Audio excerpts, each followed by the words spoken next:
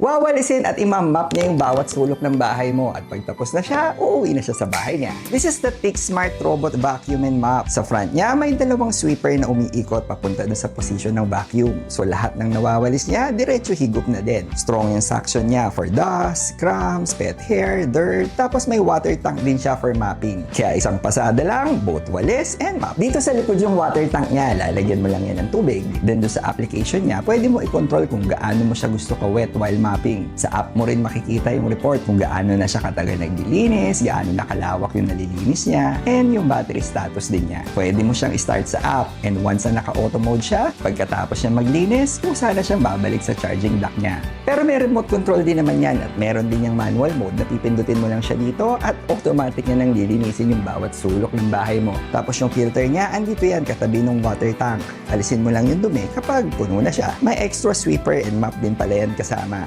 And pwede ka rin mag-order sa same store kapag kapalitin na yan pero sobrang tagal pa nun. Andito yung link niyan kung gusto mo i-check. Thank you for watching and kita tayo ulit.